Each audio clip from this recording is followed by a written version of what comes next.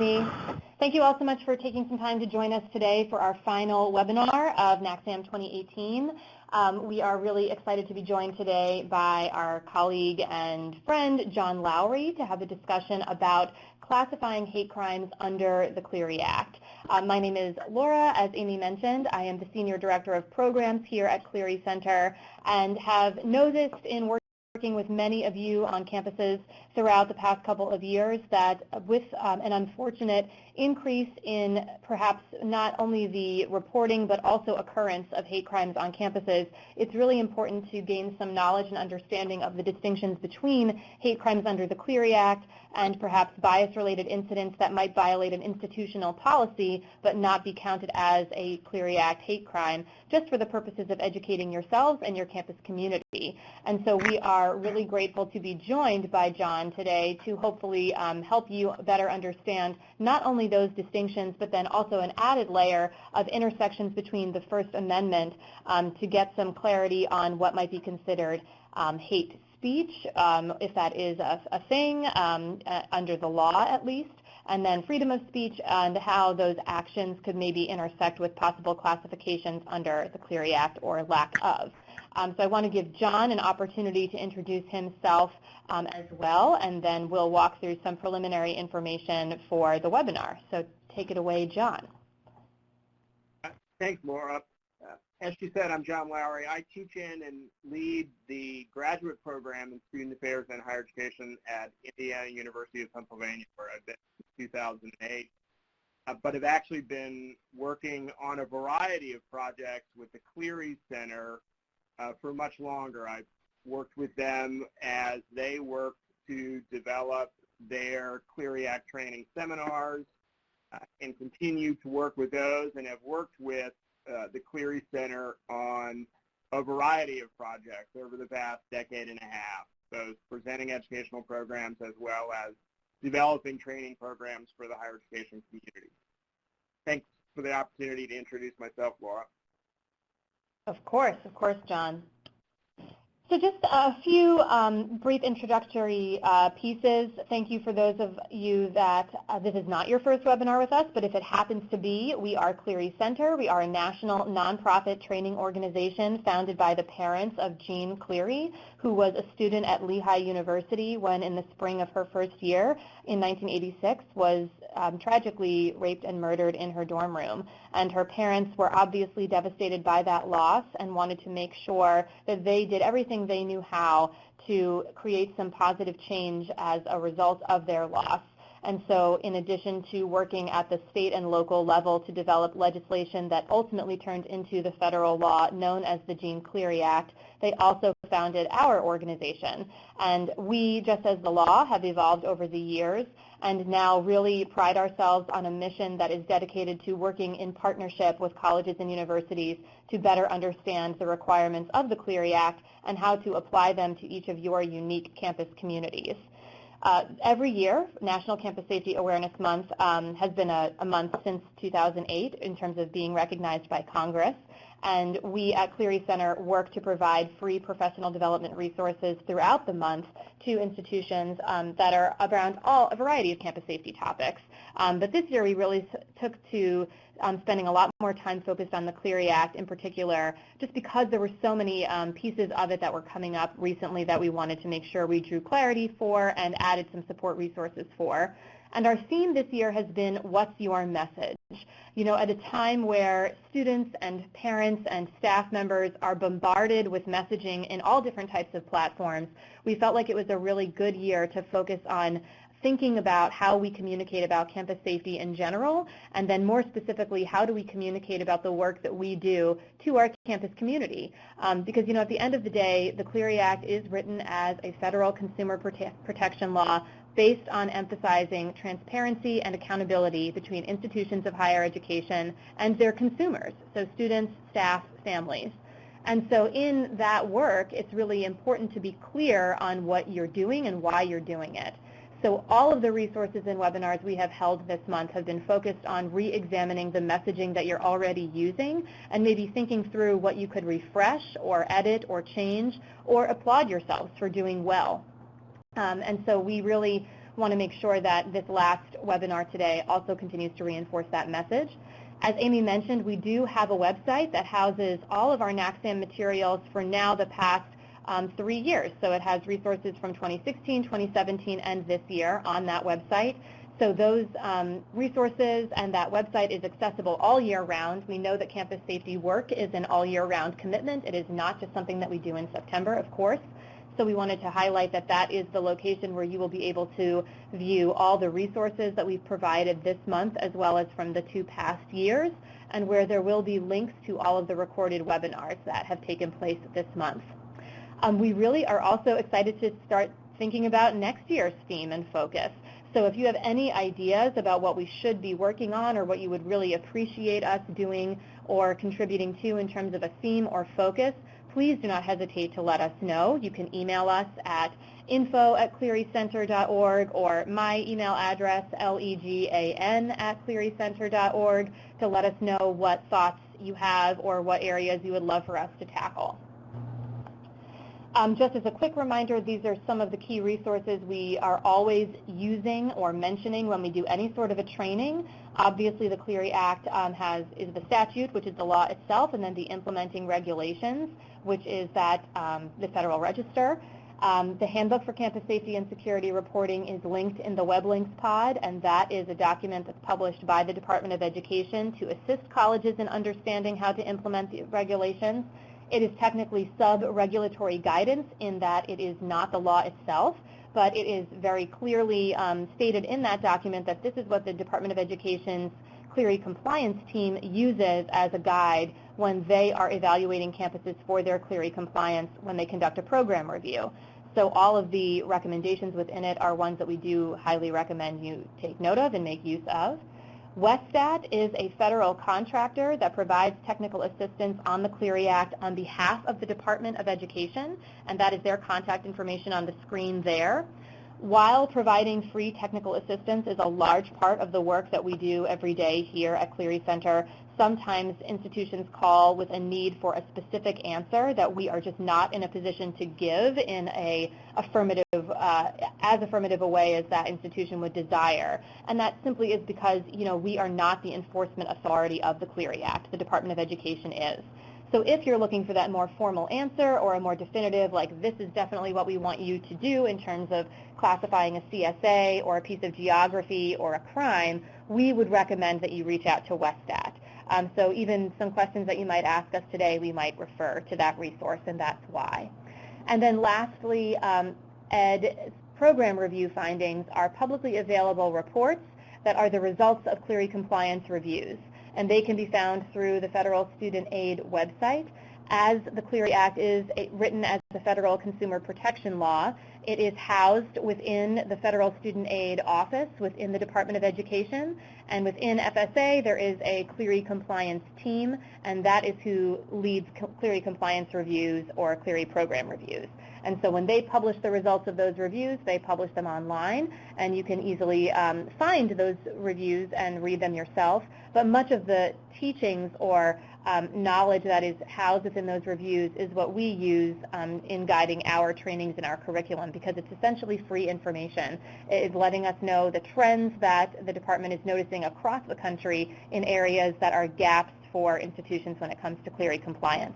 So we rely a lot on that information, and we always want to make sure we highlight that for you all as a resource as well.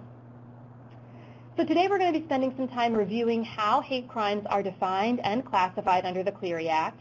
We're also going to explore how there might be incidents that occur on your campuses that are violations of institutional policy, but not necessarily a Clery crime statistic, just because they don't have the right details or the right pieces there. And we're going to talk about why that is or what that might look like. And then we're going to talk through some helpful strategies to use as campus professionals to educate your campus community about these differences and these distinctions, particularly at a time where students might be getting ready to read that annual security report that's coming out next month, and they might have an awareness of certain events or actions that took place on campus that they think are a hate crime. And if they see in your ASR, we have no hate crimes this past calendar year, that might seem confusing to them. It might even seem like a campus is trying to hide that information. So we're going to talk through some strategies that you can use to educate your campus on why they might not see things they think they should in the statistics.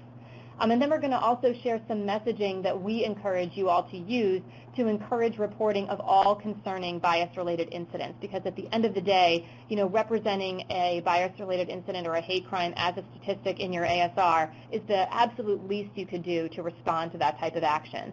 So we want to encourage you to educate your campus and remind your campus of all the things that you're probably already doing to address that kind of behavior and hopefully prevent its recurrence. And as Amy already mentioned a little bit, during this webinar there will be ways for you to interact with us. You can certainly ask us questions at any point, although I know we are going to intentionally pause for questions at a certain point where we're going to shift topics, because it might be a good time to do that. So you can submit them through the group discussion pod, and if it's a more private question, you can use the private Q&A pod to ask those of us, and we will get back to you basically when we're not speaking. There will be a couple of polls that you can participate in throughout as well. That we'll use that as just another way to gain some information from you all. In addition to the web links pod, if you look in the files pod on your screen, you will see a couple of different links there. So the slides for today's webinar are there, and then also the resource that we created to go in connection to this material is called Explaining Hate Crimes Under the Clery Act. And basically it's breaking down in long form what we're talking through today, how hate crimes are classified under Clery, how that differs from a bias-related incident, and what campuses can do to bridge that knowledge gap that might exist on your campus.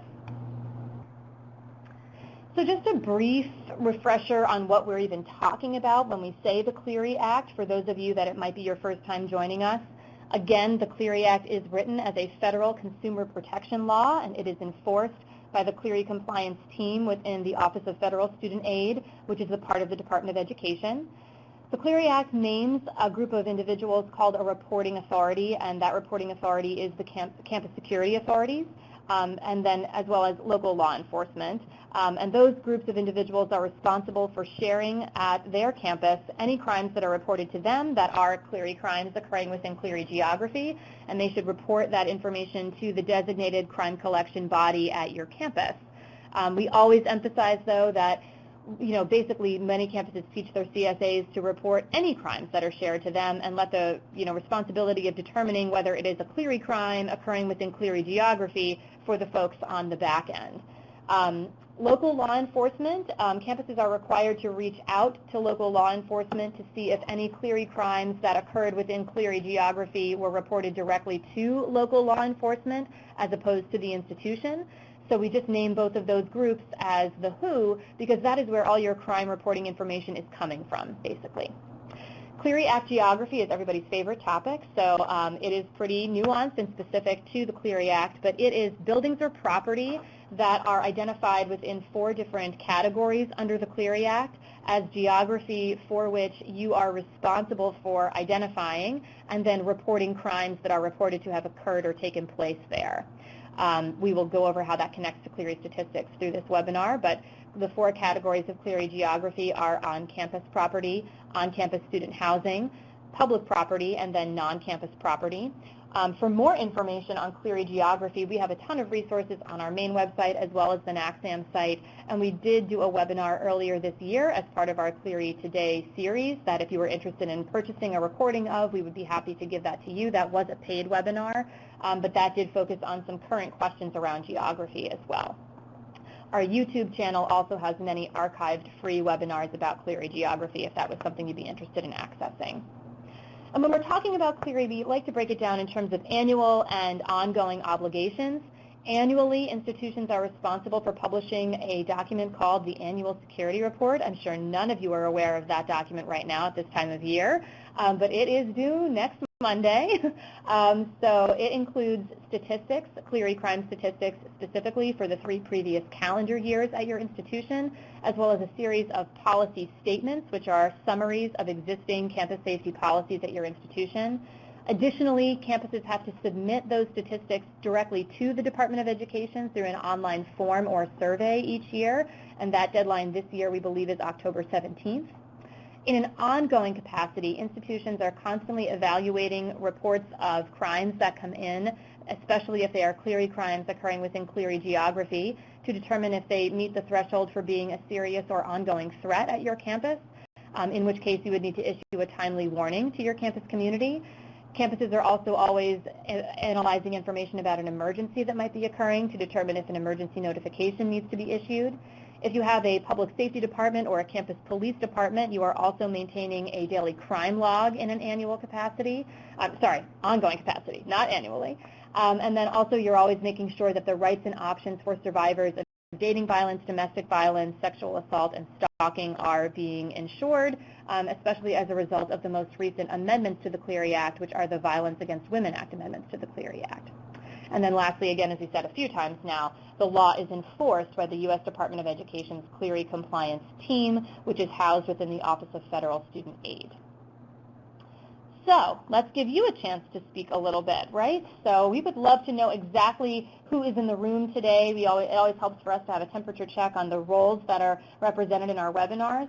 So if you want to take a moment to complete the poll that Amy is about to launch to let us know what functional area you represent. If you fall into more than one, we would ask that you select the area that the majority of your function falls into. And then if you are saying other, we would love to know what functional role you have that we have not captured in this list. So thank you so much to those of you that are already filling it out. This is great. We see a lot of folks in the campus police or security area. We do see a lot of Clery coordinators. Yay, we love seeing you. A lot of others, and so I see the others that are coming through are policy and compliance folks, admissions folks, directors of financial aid, executive VPs or higher level VPs. This is great. We see HR. Wonderful, wonderful. I also see we do have a handful of chief diversity officers on today. That's wonderful, great. And of course some student affairs folks, so res life and student conduct folks, as well as some Title IX coordinators. So thank you all so much for identifying who you are and for making yourselves known if you are in that other category. I think we can go ahead and close that poll. And that just helps to give us a better picture of who we're speaking with today and what types of questions we might anticipate coming from you all. So getting into the meat of our webinar here today, it is really important to understand this simple equation here. So if you have a Clery crime that is occurring within Clery geography, that is a Clery statistic for the Clery Act. Granted, that crime has to be reported to a CSA in order for the institution to know about it and to record it, but if it is a Clery crime occurring within Clery geography, that is a Clery statistic. So that is what those numbers in your annual security report represent. They do not represent reports of crimes that occur outside of Clery geography, and they do not represent reports of actions that do not constitute a Clery crime. And it's important to reference that now just because it really does apply to what we're about to talk about with classifying hate crimes. So if an incident or an action does not rise to the level of classification as a hate crime under Clery, it would not be published as a statistic in your annual security report as a hate crime. Many campuses do have the ability to, and some choose to, publish statistics beyond Clery statistics, such as all the numbers of policy violations or perhaps bias-related incidents that are reported. And that is totally allowed, that is permissible, but for Clery crime reporting purposes, we are always talking about Clery crimes that occurred within Clery geography that were reported to a CSA when we say the word Clery statistic. So I just want to make sure we're all clear on that before moving forward. This slide is a brief summary of Clery Act crimes. These are all the Clery Act crimes. We have 4 buckets, essentially, that the Department of Education breaks Clery crimes down into. So we have criminal offenses, VAWA offenses. So these are the most recent additions to the Clery Act as crimes. I mean, obviously, too, it's a reminder that all of these actions could be crimes, but this is how the department breaks them down in terms of title. So the VAWA offenses are also actions that are crimes, dating violence, domestic violence, and stalking, but they do have their own bucket. There's also hate crimes, which we're going to get into today, and then arrests and referrals for liquor law, drug law, or weapons law violations. Hate crimes are any of the criminal offenses, plus a couple of others that we're going to talk about in a moment. And then when we say Clery geography, again, a quick review of these categories: on-campus property, on-campus student housing, which is a subset of on-campus property, public property, which is immediately within or adjacent to your on-campus property, and then non-campus property. So non-campus is not a code word for off-campus. It is admittedly a confusing term, but non-campus refers to buildings or property owned or controlled by the institution that are probably more than a mile away from your on-campus. They are not reasonably contiguous to your core campus or your on-campus property. And that's just important to note because it's an area of great confusion for many campus community members who think that non-campus refers to everything but your on-campus property. And that's just simply not true, right? So, hate crimes, when we're talking about a hate crime under Clery, they are any of the criminal offenses, so those listed here, plus larceny, theft, simple assault, intimidation, or destruction, damage, or vandalism of property. And when we say homicide, we're talking about murder or non-negligent manslaughter. The sex offenses are rape, fondling, incest, and statutory rape, and then robbery, ag assault, burglary, motor vehicle theft, and arson, as well as larceny, theft, simple assault, and intimidation and destruction, damage, vandalism of property, all as defined under Clery, when those offenses are motivated by a bias in one of these bias categories, where there is a manifestation of evidence that shows that. So these are the bias categories that are evaluated for when you're classifying a hate crime under Clery. The most recent additions to this list being gender identity, and then ethnicity and national origin being separated out into their own bias categories. Both of those pieces happened as a result of the VAWA amendments to Clery.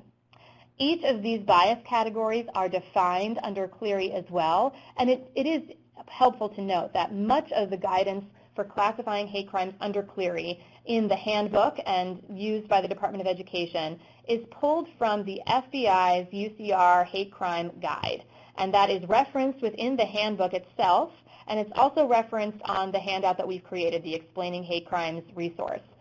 We did include the definitions for the bias categories in that resource as well, but we just wanted to make sure we're highlighting where we're pulling information and quotes from.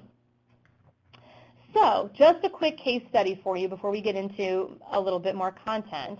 I'm going to read this case study aloud, but we would love to know from you all if you would count this as a hate crime, and if so, how would you count it? So a campus police officer overhears a white student and a black student arguing over a parking space on campus. They are shouting obscenities at one another, and the white student shoves the black student, who scrapes his hand on the asphalt when he falls. The officer approaches the students and asks for an explanation of the argument.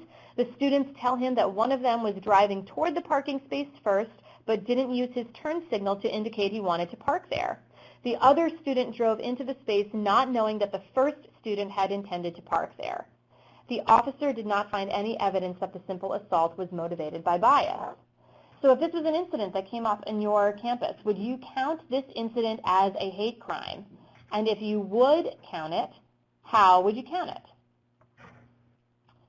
Okay, so we're seeing a lot of responses coming through as nope, nope, wouldn't count this, nope, there's no bias. Great, right, absolutely. Okay, so the thing that helped me really understand classification of hate crimes is actually a very recent phrase that I hadn't really made the connection of before. And this, if it is obvious to all of you, I think that is great. That means you're one step moving down the road, which is great. You really want to be considering when you're classifying hate crimes if the committing of the crime itself was motivated by a bias in one of the bias categories and was not just an after effect or an indirect result of the fact that a crime was committed, but the motivating factor for committing the crime was the bias itself. So in this example, just because these students are of different races, even just because they are yelling at each other and causing perhaps a simple assault to take place, because they are angry about the car parking situation, this would not be classified as a hate crime unless there was additional evidence that could be supplied that showed that the simple assault itself took place because of a bias towards one of the individuals because of a bias category that's represented under Clery. It seems as if the simple assault was a result of the fact that somebody took their parking spot. So there might be some other concerns we want to have those students, talk out. But in this instance, this would not be a hate crime per se. John, I want to give you the chance to chime in on this point if you had anything else to add before we move on. Well, I do think it's worth noting in previous iterations of this case study, one element that has been included that isn't in this one is even if the white student were to use a racial slur in the course of that fight, the question would still be, was it a prejudice against the other student or the group the other student was believed to be a part of that motivated the crime? That's the fundamental question that you're asked to answer is, was it the motivating factor for the commission of, in this case, a simple assault? Yes, absolutely. That's such a valuable point. Yes, we did kind of eliminate that element to make it a little bit more simpler as a first case study, but you're totally right. And I think that's often what people get caught up in, right? It's like even if, because I think especially in today's climate, I would say there are some views out there that support the idea that whether intentional or not, using such language, using certain types of symbols is hateful and is something that personally someone might consider to be a hate crime. But as the laws are written and as the classification evidence is right now, or requirements are right now, particularly even with the FBI's counting and reasoning, it really has to be a direct link between that bias needs to be the motivation for the commission of the actual crime and not a byproduct of it. So I think that is a really helpful detail to recount there, John. Thank you for that. So we're going to go through how you classify hate crimes under Clery, a quick walkthrough. Again, I know I've been saying this over and over, but it helps to reiterate. A Clery crime occurring within Clery geography that's reported to a CSA that manifests evidence of a bias on the part of the perpetrator towards the victim and that caused that perpetrator to commit a crime. So it is difficult at times to definitively capture such evidence. In fact, this is one of those instances where in talking to other folks that are more savvy in UCR, they've acknowledged that if you actually get that perpetrator in custody, this is one of the easiest crimes to prove because sadly they are often proud of the reason that they committed this action and they are more than happy to expound upon all of the reasons why they have a bias in this area. And they give you all the evidence you need to say, yep, I did commit this crime solely because of my bias in this area. Absent an identification of a perpetrator, it is more difficult to proceed with certainty in terms of gathering evidence for this piece. So the next few slides highlight certain examples of evidence of the manifestation of bias that are part of the handbook that is, again, using the FBI's UCR hate crime guide to go through that material. This is not an exhaustive list, but it's some pieces that we do highlight because they are actions or elements to consider. Want to be very clear, it's not to say that any one of these is not able to be used. It's also not enough that maybe just one of these elements was present. It could be a combination of things, but these are all different examples of what could constitute evidence of a manifestation of bias. I would definitely, though, encourage you to use an analysis on a case-by-case basis when you're looking at these types of crimes that are reported, because it would not be enough that the offender and the victim just were holding different identities. There would have to be the fact that they held those different identities and that was a motivating factor for committing the crime. And you had to have evidence of that would qualify as that evidence of the manifestation of bias. You can see here that, bias-related comments that are written or gestures that are made or drawings or symbols that are left. This comes up a lot. I don't want to give away a case study that we might walk through later on or show you as an example to walk through later on. But this comes up a lot as an area of contention because often on campuses there are maybe comments written or symbols drawn seemingly at random or that are not maybe targeting an individual. And this is one of those areas where folks have difficulty reconciling how do we not count this as a hate crime, particularly when damage, destruction, or vandalism of property is an option for a crime to count. Again, you have to have that evidence that that action was committed intentionally because of a bias on the part of the perpetrator towards that identity group. So sometimes the argument can be made that a random swastika that is tagged somewhere on a place that is not significant to the Jewish community, that is not done on a significant date for the Jewish community, would maybe not be enough to constitute evidence of a bias on the part of the perpetrator. Now, if you have a random swastika that is spray painted on the door of your student Hillel, or a student's dorm room, or a learning community entrance wing, or on a day like 420, that is Hitler's birthday, or another during a week where there are rallies around the Israeli-Palestinian conflict, that might be different. But sometimes, in and of itself, a symbol or a word out of context that is not seemingly targeted towards an individual or group of people might not be enough to have that evidence of manifestation of bias. I mean, this is a difficult area, right, because we have to separate our own personal feelings about certain issues and topics from what is required in terms of classifying this as a crime. But what we always like to emphasize is while some of these areas of evidence of manifestation of bias might be not congruent for you in what you would classify something as, it might be true that that random swastika or that random epithet that is on a wall or a bathroom stall could still be a violation of your institution's bias incident-related policies, even if it's not rising to the level of a Clery hate crime. And so we wanted to just go through some of these areas here to note that these are all pieces to consider. Again, not the exhaustive list that's included in the handbook, but we do recommend that you reach out and identify those in that handbook as well. Community perception also does, play a role in how your campus is responding and reacting to incidents of hate. And it is important to draw distinctions between community perception and community reaction to what actually you have in terms of evidence in a scene or in an actual incident report to qualify that incident as a hate crime under Clery. And again, can't emphasize enough that even if you have an incident on your campus that might not rise to the level of a hate crime under Clery, it still very well might violate your policies at your school. And there's nothing preventing you from communicating with your campus about how you feel about those types of actions, what your expectations are for your campus community, et cetera. But it is helpful to note that particularly with the current climate, community perception does play a large role in how folks are interpreting the significance of certain actions and incidents on a campus. So it's even more prudent that you are sure in your standing of why something is or is not counted as a hate crime, so that you can also pass that knowledge on to other decision makers at your campus that might be fielding some questions or some concerns from other campus community members. So this leads right into our conversation on hate crimes versus bias incidents. And so we don't want to think of it as so much of a versus, they're not against each other, but when you're talking about classifying them, it's really important to remember that hate crimes under Clery need to meet a certain standard or certain requirements to be classified as such.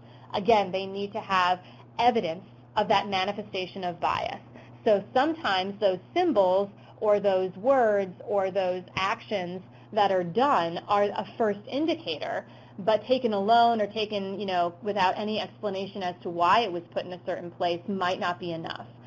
So it is really helpful to make sure that you are gathering as much information as possible. You can see, though, that that might not always be easy, and so that sometimes it's a really high standard to meet when it comes to classifying a hate crime officially under Clery. And then this is kind of just a helpful analogy. So not all bias incidents, or not analogy, relationship to remember rather, not all bias incidents might be hate crimes under Clery, but certainly all hate crimes under Clery would be a bias incident. So maybe it's a good time to start examining, do you even define what bias incidents are on your campus?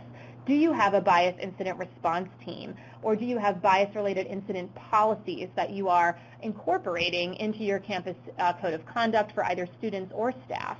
And you can define that at your institution. So for your institution, it might be really helpful to gain even some community insight as to if you do have a current policy, what does it look like, how is it being received? If you don't have a policy yet in this area, how are you working to develop one? And some campuses might say, well, we don't have a bias incident policy violation per se, but we do have standards around discrimination and harassment. So I would say take a look at those statements and take a look at, are they inclusive? Are they inclusive of all these categories under Clery? Because what those categories under Clery are allowing for are you to have a really accurate picture of what violence looks like on your campus. Those bias categories expanded significantly, and it's one of the only places in federal law, so there's guidance on other statutes that includes pieces like sexual orientation and gender identity, but it is not a universal concept that sexual orientation or gender identity are protected categories. So if you have students that are experiencing harassment or intimidation that does rise to the level of the definition under Clery for their sexual orientation or gender identity, their campus might be one place where they actually can get some protection or follow through with getting something classified or reported and feel some validation around that experience that they might not be able to actually access in their local community. So it's really important to be clear on what the Clery Act does allow for in terms of classification of crimes, et cetera. Because while obviously there is more than a statistic that campuses can do to respond to these types of actions, I can tell you how validating it is to know that certain actions are going to be accurately represented as a hate crime in those statistics and not necessarily improperly classified or shoved in another place. So it is not the be-all and end-all, but it is a very important visual, particularly for your minoritized students on your campuses, to see that those hate crimes are being acknowledged, they're being reported, they're being identified, they're being followed up with. So I can't emphasize enough how much thoughtful and compassionate campus response is necessary and important, regardless of whether or not an incident would fall under Clery hate crime classification. And so, with that, I do want to pass this on to John so he can talk a little bit more about, in particular, this one Clery crime, intimidation, and how speech can fall into how it can be a Clery crime or possibly not. So I do want to pass it to you, John, at this point. Thanks, Laura. I will say one of the challenges that we face when we get to this additional set of crimes, the additional set of crimes that are counted only if they are hate crimes, which are larceny, simple assault, intimidation, and destruction, damage, and vandalism of property. Those are not crimes that are otherwise counted in your Clery Act statistics. You suddenly have an additional layer. You've already decided if you have a aggravated assault on campus that the crime needs to be counted. And in the context of hate crimes, you only have to decide whether or not it also gets counted as a hate crime. But these are crimes that rest outside of that. And as with the decision about whether or not something was motivated by hate or bias, which is often a case in which you have to consider multiple factors and make a decision based on incomplete information, to some degree you get the same challenges, and probably nowhere more so than with intimidation. Now, this is the definition that both the Department of Education, and they borrow it from, as Laura mentioned, the FBI's Uniform Crime Reporting Program, and the definitions that they use for hate crime reporting. And I want to talk about a couple of key elements. One is this notion of reasonable fear. What does it mean to say someone has reasonable fear? The Department of Education's approach has been somewhat helpful. They have stated clearly in the Clery Act handbook that it can be assumed that someone is in reasonable fear if they report threatening words or conduct to law enforcement personnel. So if they go to campus police or they go to local police to report them, you can make the assumption that their fear is reasonable. What they have not as effectively addressed is when these incidents are reported to other campus security authorities who are not campus law enforcement, where that easy way to check the box of reasonable fear is no longer present. And so there it becomes much more of a judgment call, particularly if It is a student whose comment when they report it to someone in student affairs, for example, is, well, no, I don't want to go to campus police. I've told you about this, and I don't want to have to talk to someone else about it. It becomes less clear how you make those judgments. The next piece, and I think this is important in the context of the debates that we're seeing on college campus today, is it is a fear of bodily harm. I think what we see now often when students express concerns about the speech of others, they often use the word safety, that this other speech makes them feel unsafe or threatens their safety. And in many cases, they're talking about an emotional safety. And the definition of intimidation is very clear that it's a fear of bodily harm. And that may be an area where your institution wants to think carefully about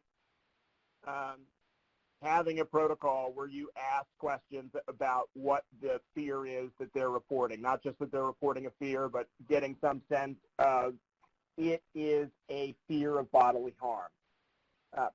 Now, in order for intimidation to be a hate crime, another element is that there needs to be, and this is in part what Laura was actually talking about, an evidence of bias in the underlying comment or conduct that gave rise to the fear. But they do also know clearly that with intimidation, it does not need to be directed to that individual specifically. The example that the Department of Education gives is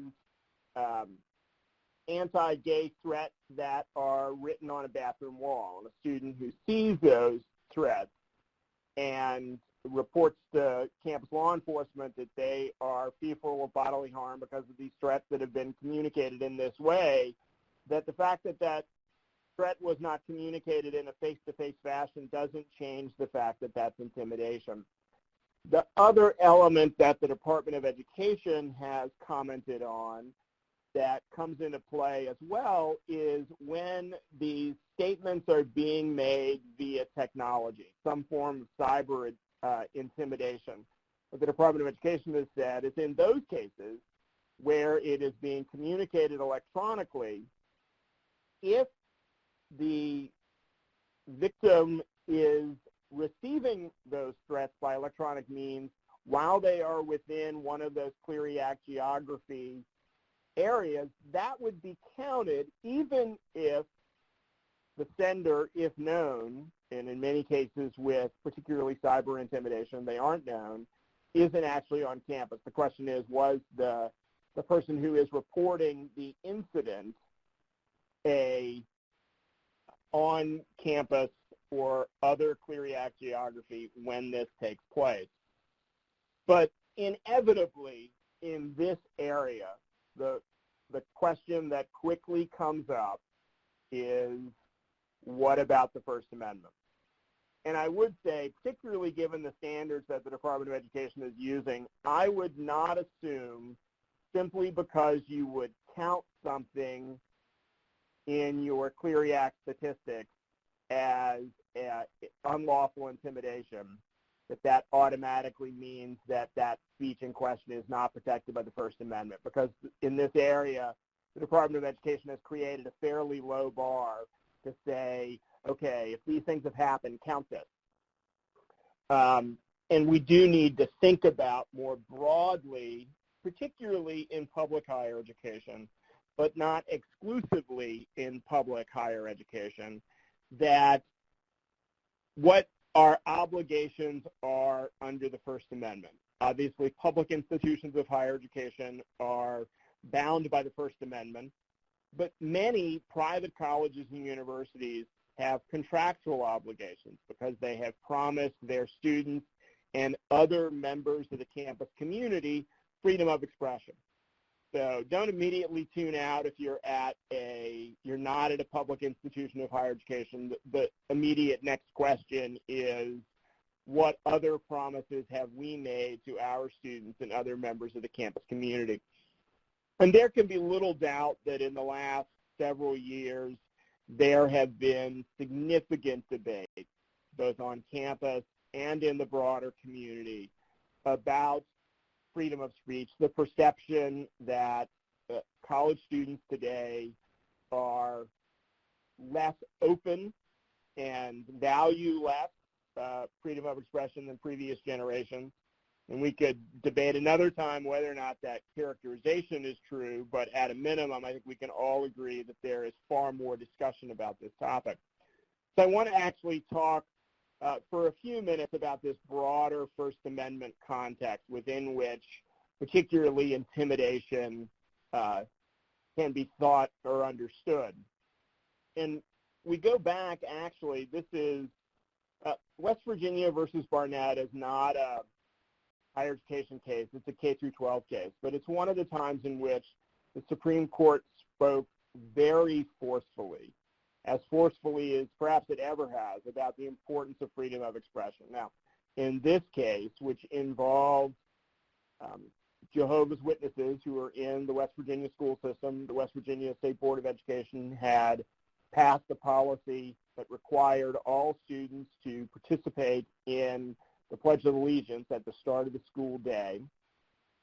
And students who were Jehovah's Witnesses, as a tenet of their faith, would not swear allegiance to anyone other than their God. And so they were opposed to this policy.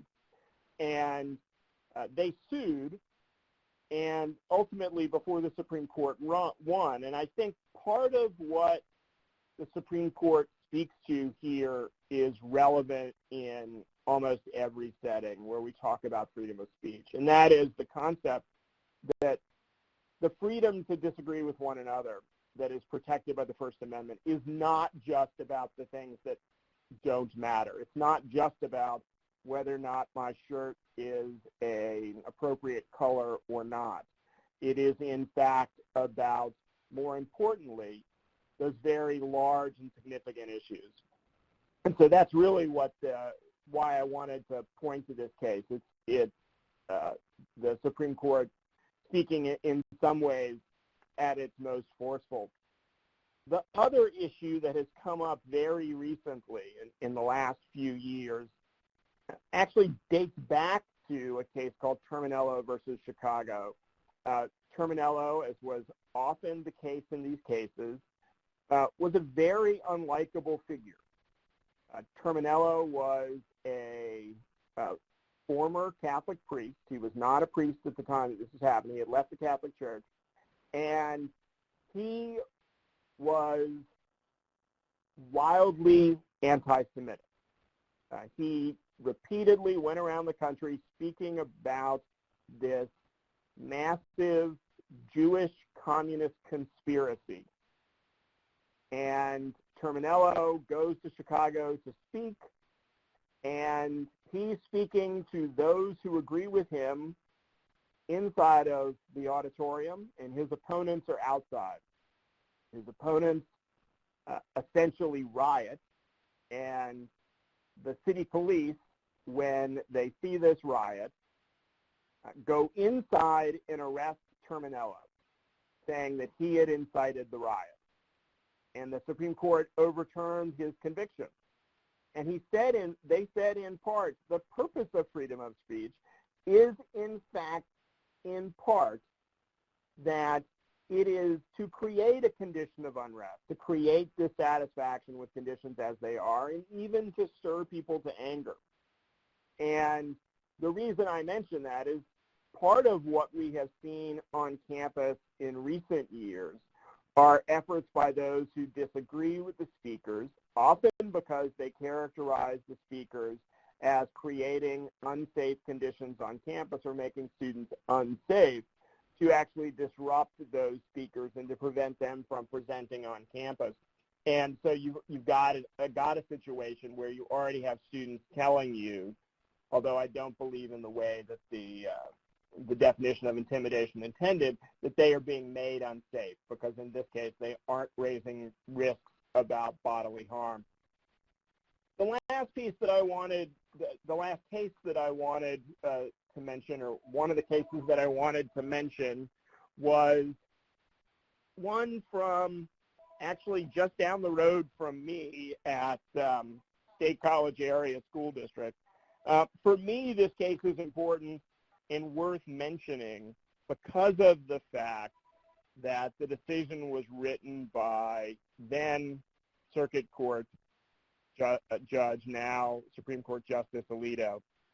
And he talked about the fact that there isn't an harassment exception under the First Amendment. And part of his point was not that no harassment is outside of the First Amendment, but instead his concern was, and others have expressed concerns in a higher education context, that institutional policies have insufficiently defined when harassment crosses a line and goes from being protected by the First Amendment to being not protected by the First Amendment. And certainly in the context of both sexual harassment as well as in the case of racial harassment, there's continuing ongoing debate about the importance of that definition. The last piece that I wanted to share, the last quote, and this is from Virginia versus Black, which is one of several cases the Supreme Court has heard that were related directly to cross-burning and the issue of true threats. True threats are one of those carve-out areas that do not enjoy protection under the under the First Amendment. There are various types of speech that are explicitly outside of the protection. And so the court has acknowledged quite recently that there is no protection for this type of true threat, which is in many ways a term of art. And what they have said, it has been a challenge as the court has worked over time to deal with these issues. But one of the questions the court is asking is the same question that's asked here. How is it being interpreted by the individual who is the hearer? However, for criminal prosecution, the court has said something more is actually required. And when it comes to criminal prosecution, the court has said it is also necessary to demonstrate that the defendant had some degree of intent. And they've not fully resolved this intent question as to whether or not it was an intent to communicate a specific threat or simply that the individual was reckless in making the statement and should have anticipated its interpretation.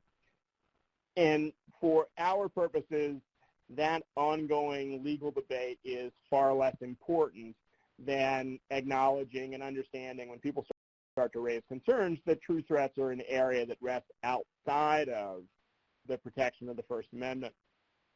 You know, what Laura said, and this is one of the points that we're going to do this is probably a good time to pause and see if there are any questions that we can answer about the topics that we've covered so far, whether it was the earlier Clery Act elements or particularly related to the intersection with the First Amendment before we move on to reporting responsibilities. And you can type your questions in the group discussion box and we'll see them. Yes, thank you so much, John, for doing that. Yeah, well, we're going to get into some case studies as well, but we do think it is a helpful break to take to see if you have any questions about what John was just explaining or what we were talking about earlier about the distinctions between what needs to be present to classify a crime as a hate crime under Clery or have an incident that would just be a bias incident. I think the connections John was making were so helpful around what is meant by intimidation. So those 4 additional crimes, as John emphasized, and I'm so thankful that you did, and I want to emphasize too, they really are only Clery crimes if they are a hate crime. So you're not typically evaluating those types of crimes. So it might even be something that your institution isn't as familiar with when it comes to reports like that because you're not constantly evaluating reports of simple assault or intimidation in general. Those types of crimes are defined under Clery as well. Their definitions are part of the handout that we've created for you. And so, you know, it is a hard area because you can see a lot of campuses or students really do like to say things like they are feeling intimidated or they're feeling harassed. But what that actually means in terms of Clery definition is really significant and specific around these threats of actual bodily harm. So it's helpful to bring some education to your campus around what Clery means when it says the term intimidation can be a hate crime. I do see a question that came forward that says, has the Department of Education ever made a finding for overcounting hate crimes that might be borderline or involve a judgment call? That is a really, really great question. I am not familiar with a finding like that offhand, although I know in general the Department of Education does say that it is just as out of compliance to overcount crimes as it is to undercount them, and that's across all areas. So it's not a case of if it's close, count it. They are not of that mindset or philosophy. But John, I would invite you to respond if you have any awareness of specific instances of overcounting hate crimes that the department has spoken to. I can't think of a program review finding that talks about that right now. And I can't either. I think here, if your institution has made a reasonable judgment that they can defend and explain about why an incident meets the definition of a hate crime, and you documented that, that's not an area where I would anticipate the Department of Education stepping in and saying this is a violation, for the very reason that it is a judgment call. In many cases, as we've both noted, information is incomplete, and you've got to make a decision based on multiple factors. So as long as you can document the decision that you made and it seems that you have been consistent in your application, I think the Department of Education would be hard-pressed to fault an institution in a circumstance in which it is not a question of error, it's a question of disagreements in interpretation of facts that are not all known. Absolutely, and you know, I can actually speak to one thing that I heard from a school just this year, back in April. If you submit like a ton of hate crimes in your statistics when you fill out that form with the Department of Education each year, you know, the online survey that you must complete, if that's like a red flag for them, if it's a significantly different number than in previous years, for any crime category, this is true, but I spoke to a campus where this happened around hate crimes in particular, they could very well reach out to you and say, you know, this looks funny to us. What made you list these crimes? And not in a we're going to find you out of compliance way, in more of a we're trying to understand because you might have done some inaccurate counting here. So in particular with hate crimes, this was one of those examples where a school had been counting multiple instances of random graffiti in bathroom stalls, in public bathroom stalls, as hate crimes that they were, for whatever reason, and again, not all the details of these reports are known right now, but they were being instructed to reclassify those and not classify them as hate crimes.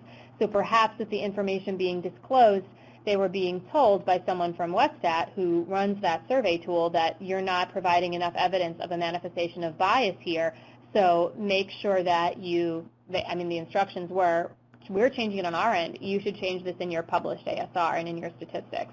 And then I've seen that kind of an intervention as well. But so I can't emphasize enough, and this goes across all aspects of Clery, just like John was saying, document your decision making. It's not enough to just fill out a form that says, yep, this is the hate crime area. We want to know why. And when I say we, I mean not we. I mean the Department of Education wants to know why and what is your evidence for that manifestation of bias. Any other questions we could answer now before we move on to some application pieces here? Haven't seen anything come in, so I think we might just move on, which is totally great. That's fine. So we're going to talk a little bit about reporting for a minute, just because this is directly connected to how you get information about what you're even going to determine if you're classifying as a hate crime or not. So it's important when you're training your campus CSAs or any campus community members that you're encouraging to report crimes, that specifically under the Clery Act, CSAs are just responsible for reporting information that's shared with them about Clery crimes that occur within Clery geography to the official or office designated by your institution to collect that information. And all they're responsible for sharing is non-identifiable information. So the nature of the crime, the date and time it occurred, and the location of where it occurred. Those reporting authorities are not responsible for investigating a crime. You're not responsible for reporting incidents that are overheard or learned indirectly. But you can see how with a need to have evidence of a manifestation of bias, it's really important to give robust information when you're reporting these types of incidents. Or if you're a first-line responder that receives reports, when you're taking that information in, it's important that you know the types of questions that you could be asking to make sure you're getting the most information in the moment of what actually took place, where did it take place, what's the significance of this day, etc., particularly around reporting and capturing reports of hate crimes. So if you're following along with the resource that we have provided for you, there is a whole section that expands on this and reiterates what I'm going to share about reporting best practices. So things to make sure you have in place, whether you are ones that train CSAs, whether you're a CSA yourself, whether you're someone that would receive reports like this. It's just really important to make sure that any documents you're using, I mean, we always recommend a reporting form of some kind, but that if you have a reporting form, that it prompts an individual to consider these types of details when they're reporting on a hate crime in particular. So you can see how any detail about the nature of the incident is super important. The identities of the individuals involved could be really helpful. The location of the incident could be very helpful. And of course, you know, folks that are CSAs that aren't reporting all the time might not think to capture all this information. So that's why having a form that prompts you to think about it is really helpful. Or making sure you're training your dispatchers or your police or public safety, whoever your crime collection body is, perhaps Clery coordinators, to ask these types of questions if you're getting information that's leading to possibly a classification of a hate crime. You want to collect any narrative and photos of any evidence at the scene of these types of incidents because, again, you want to know right from the get-go, is that what we're dealing with to a certain extent? And you don't necessarily want to wait until an investigation to ask questions about the meaning of evidence at the scene because that, you know, the time then could have passed or that the evidence could actually dissipate within the time that it occurred from when an investigation starts that would help assist in classification of whether or not it is a hate crime or not. And again, it's dependent on the CSA that's receiving the report. You know, you might train all your CSAs, but you might train certain ones differently. You know, the ones that are going to receive more reports get a more robust training or detailed training perhaps. So if you have a faculty member that is an advisor to a club and they happen to get their first report ever and it's a hate crime, they might not be thinking to ask all these questions. So when they report that crime to you or to your crime collection body, it's helpful for that group or office or person to be asking these types of follow-up questions in the moment so that you're getting the most accurate information to make a determination on classification. And then, you know, honestly, it's just so important to have as much inclusive education and training up front as possible so that you know examples of what would constitute bias ahead of time. That you don't want your campus community or those that receive information to be unfamiliar with symbols or drawings or words or specific dates that are significant to different cultures and identity groups, because the more you know ahead of time, the more informed you are when making these evaluations or classification decisions. So we're going to actually walk through two different case studies to talk through what you would take into consideration when determining whether or not such an action is a hate crime or a Clery crime in particular. So I'm just going to read this one aloud, and I'm going to let you all share some thoughts in the group discussion pod as we ask each of these questions here. So this case study reads that several students call the campus security office to report swastikas spray painted on the hallways of an on-campus student housing facility, the hallway walls, I should say. The spray painting follows a week of escalating tension between some Jewish and non-Jewish students over news about the Israeli-Palestinian conflict. However, the spray painting does not occur on a floor or in a housing facility particularly designated or inhabited by Jewish students. Campus security personnel investigate and, based on the evidence, conclude that Now, again, want to be very clear that Clery crime classification is not dependent on an investigation, but you can always reclassify an incident if you do learn information at a later time that would influence that classification. So, based on the information provided here, let's talk about the first question as a group and share your thoughts and responses in the group discussion pod.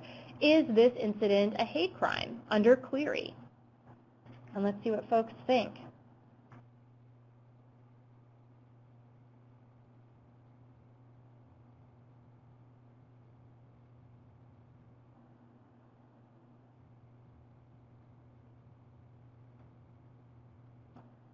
I see many folks are typing. We're just waiting for some of those responses to come in. So we want to know, is this incident a hate crime? So maybe not a hate crime per se, because remember the crime that we're thinking through is the vandalism that's occurring on the walls of an on-campus student housing facility. There were some swastikas spray painted there, so that could be vandalism, right? But the location of where those items or markings were spray painted is not seemingly significant to Jewish students, but it is occurring a week after there was some escalating tension on campus around the Israeli-Palestinian conflict. So based on this information, is that something you would classify as a hate crime? So I'm seeing a lot of not hate crimes per se, but maybe more like a bias-related incident under your institution's policy. Some people are saying this would be a hate crime in certain locations. So remember, too, you are using the Clery definition of vandalism here. You're using the or damage or destruction of property, as well as the Clery definition of these bias categories in evaluating whether or not this is a Clery crime. So it's really narrow, your lens that you're looking through for this. And I see a lot of folks are saying, probably not a hate crime, but a bias incident. If you were thinking about it as a hate crime, so let's change it. Let's say the location is a Jewish student residence hall, or there's a Jewish learning community, living learning community as part of this on-campus student housing facility. Then you could be definitely looking at vandalism. You could the way you would count this most likely would be one count of vandalism characterized by a bias towards in the religion category on campus. And then you would also count an act of vandalism characterized by a bias in religion in the on-campus student housing category. So you would count it in both those geographic locations. And so, I see you said a lot of folks are saying bias incident.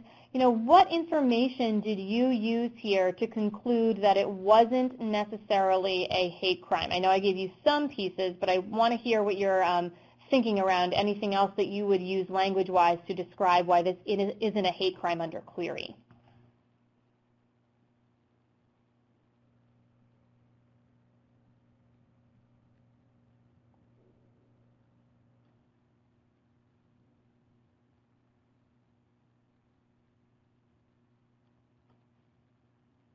Waiting just for some folks to respond. Yeah, so the location of the incident, so if it was a different type of housing facility, sure. And it wasn't directed at a specific group or individual, right? So of these, perhaps if it was on the residence hall door of a student whose inhabitants were Jewish or taking a position on the Israeli-Palestinian conflict piece, then that might be more evidence that would warrant a hate crime classification. So the location of the actual spray painting, sure. And then somebody's saying, we don't know the motivation. So say you capture an image of the student that is spray painting on these residence hall walls. Maybe they did it in the lobby where there is a camera.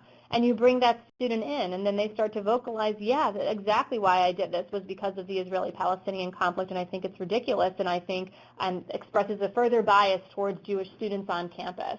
And is saying that that is why they committed that act of vandalism, then that might be that added information that you would need to constitute a manifestation of the evidence of bias on the part of the perpetrator. Great. There was a question that came through right before we started this case study around, it was basically asking our opinions on whether or not we thought harassment should be an example of a Clery crime that could be a hate crime, and how harassment is often the beginning of something that could manifest in intimidation or in simple assault. And, we totally do not disagree there. Harassment is not a Clery crime ever. It's not one of the Clery crime categories.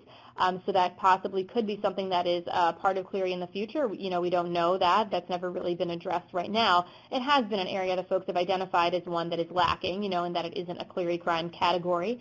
But it's definitely a good point that that action could be the starting point of another type of Clery hate crime. But yes, it is not one right now. Okay, so with that, I'm going to move to the second case study. John, if you would like to facilitate the discussion on that one. All right, so this is one of the best case studies are the ones that are ripped from the headlines. And in this particular case, flyers have begun to appear across campus, which appear to be affiliated with the white supremacist group Identity Europa. The flyers have been removed, but several students have complained to campus security authorities that they feel threatened by the flyers' presence on campus. And for those of you who haven't seen them, to allow you for a moment to create a mental picture, the typical Identity Europa flyers that have been appearing on campuses largely have been Greek and Roman statues, and they say Identity Europa or Save Our Culture, those sorts of sort of very limited messages in terms of how much they actually communicate. Campus security personnel have investigated, and given the information that you have so far, would you conclude that? And this is your fill-in-the-blank question, very similar to the previous one. And the first one is whether or not this represents a hate crime. Would you be inclined, given the information you have so far, to say that this rises to the level of intimidation? And now lots of people are typing. Yes, I know. It's always waiting to see what folks are going to say.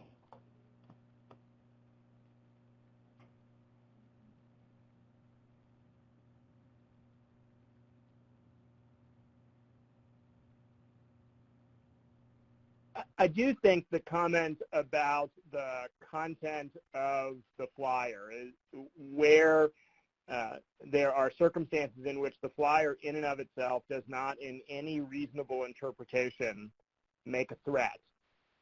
It is very difficult to characterize that as intimidation. And I think often these outside groups are careful enough to try to avoid some of those difficulties. And for that reason, it is difficult to say that in and of itself the presence of a flyer is threatening. Mm. It might, depending on the circumstances and where they're being placed, one might argue that it represents destruction, damage, and vandalism of property. If they're being put up in places that you do not allow flyers or posters to be placed, then you might have, you'd at least have a new dimension to consider. But even then, being able to demonstrate the bias piece, you're then back to that no clear answer, walking through the different factors that the Department of Education has identified for you. Great. Thanks so much, John. And yeah, I see a lot of folks are coming through with the questions of you personally might not like the flyer, but it's not threatening anyone.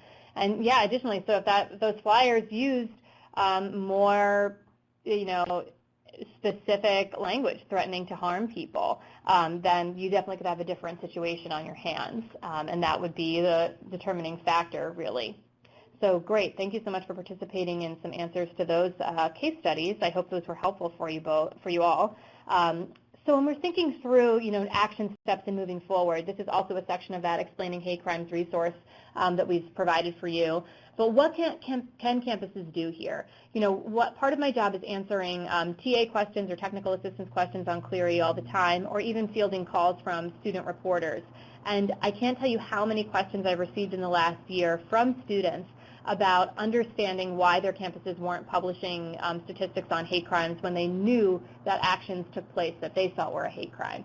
And just in providing them some education on what we've been talking about today, you know, the differences between a Clery Act hate crime or a bias-related incident, and what information is needed to make a judgment in either capacity, really helps them feel better, because so many of these students were thinking that their campuses were intentionally keeping things from their campus community, and were feeling really like not trusting of those at those powers that be at a campus.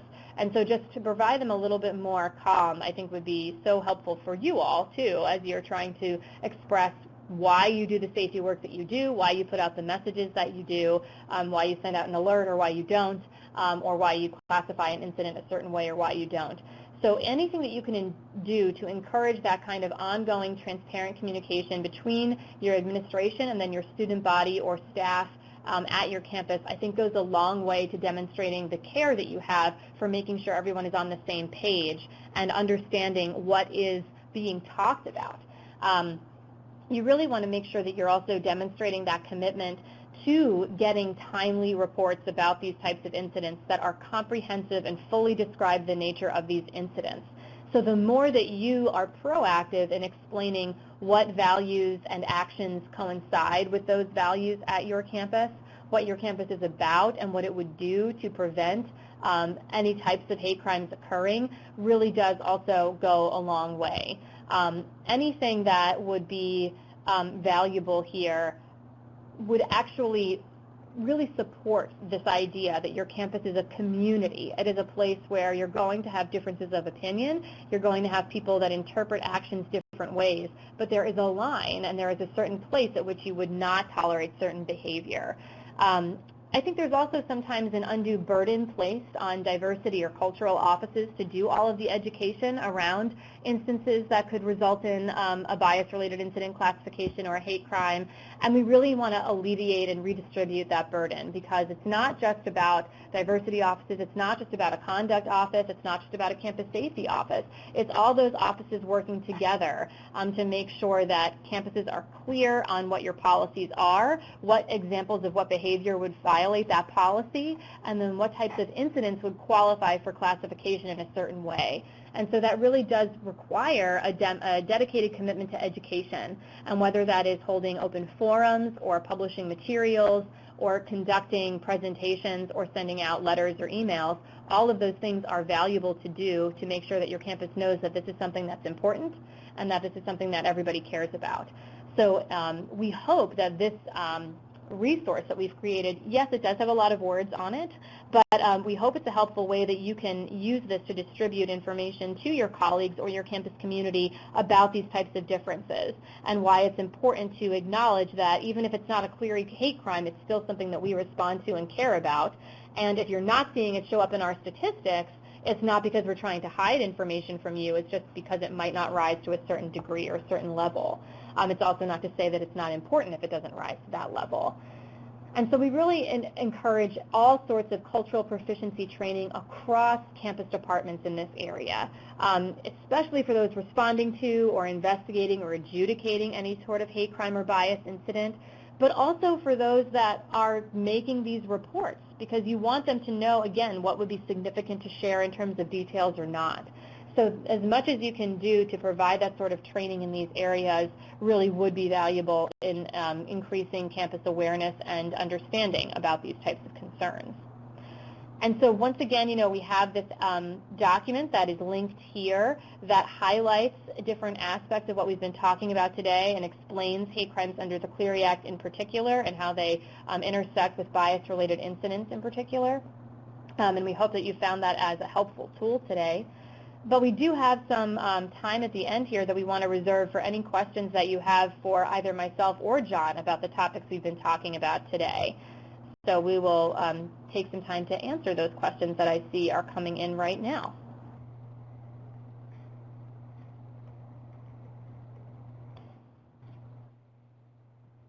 Just pausing as we're waiting for those questions to come through.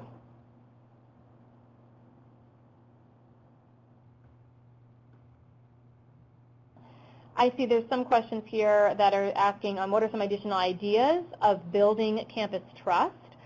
You know, it's kind of just going off of what I was starting to say earlier. I think anytime you can hold a public forum or offer an opportunity to have a town hall meeting where all voices are welcome and equal, whether or not you're a student or a staff member or a VP or a volunteer, I really think that having those kinds of opportunities for people to come forward and ask their questions and then be shared this information is really great. People love to tell me how much they think folks don't read their ASRs. And I have a little secret for you. People do read your ASRs. They might not just tell you that they do. But it is a great opportunity to include some caveats or some extra explanation around what we mean when we say hate crime. Making that document work for you is one of the biggest recommendations I can give so that you're not recreating the wheel. But all of you that are Clery coordinators on the call and using this type of a resource like explaining hate crimes, even when you're doing regular presentations to CSAs, I think it could be a really helpful tool to use to kind of giving some context to what we're talking about with these certain crimes, particularly in a climate right now where there's an added sensitivity and awareness for campus crimes. Hate crimes in particular, I want to say. I also think a way to build campus trust is to make sure that you are demonstrating that you value the voices of students, and in particular minoritized students or minoritized staff members, just as much as other people that might feel really comfortable coming forward. So if you have an anonymous reporting option, that might be a really helpful tool to highlight, because not all folks might want to come forward to your campus law enforcement or public safety. They certainly might not want to identify their own personal identities if they're sharing something about a hate crime. So making sure that you're highlighting that anonymous reporting option for all crimes is a really great way to build campus trust as well. And then anything, again, you can do to explain what your statistics represent, I think goes a long way. You can take out a page in your student newspaper and include that information about what the ASR is and what it represents. You can have information in a staff newsletter or offer information when you're onboarding new employees or during freshman orientation about what these aspects are as well. Just want to make sure we have time for if there were any other questions. Oh, yeah, go ahead, John, please. Yes. One other point that I might suggest, and I think it relates more to the bias incidence end of the equation than the hate crime end of the equation, is that I think institutions have to think carefully about what they communicate to students about the First Amendment. I think a mistake that many institutions make is they don't talk about the First Amendment and freedom of expression and why it is important until a circumstance arises that they have to defend speech that the institution doesn't actually agree with. And on a number of campuses, we have seen students rightfully call us on that and say, well, you never talk about this in any other context. And I do think that's one of the things that institutions can do is talk about the importance of freedom of expression and the history of freedom of expression in the United States, besides when we're explaining why we can't or aren't going to punish someone who said something that many in our community find offensive, but doesn't rise to the level of, for example, a true threat and loses its protection under the First Amendment. That's a really valuable point, John. It's all about that being proactive, because then that does really show a commitment to your values. It's not that you're only committed to your values when you have to defend them, but you're committed to them all the time. So I think that's a really, really helpful advice, yes. We have time for a couple more questions, or at least one more, but if there are no others, I know we always do appreciate your feedback on these webinars, and we will be launching a quick survey that we ask if you have a moment to complete before you leave the portal. That would be really helpful. I believe it's going to be posted in a couple of minutes, too, the link to that survey. And when you do fill it out, just please let us know if you found this helpful, if you would like any other information related to this topic in another capacity, or if there are any other topics that you would want us to share about as well. And then also, I had mentioned it at the beginning of the webinar, and I'll reiterate it again here. If you have any ideas for NACSAM 19 about an area or a theme you'd want us to focus on, or specific topics you'd want us to focus on, want us to focus on, please email info@clearycenter.org or my email address, which I'll put in the group discussion pod now as well, legan@clearycenter.org, and we know that we would be really happy to hear any of those ideas and thoughts that you had. But if that is it, and if there are no other questions right now, I think we are able to conclude our webinar for today. So thank you so much, all of you, for participating. Thank you so much, John, for joining us today and sharing your expertise. It is so valued. And hope you all have a great rest of your day and a great rest of September. Good luck with those ASRs.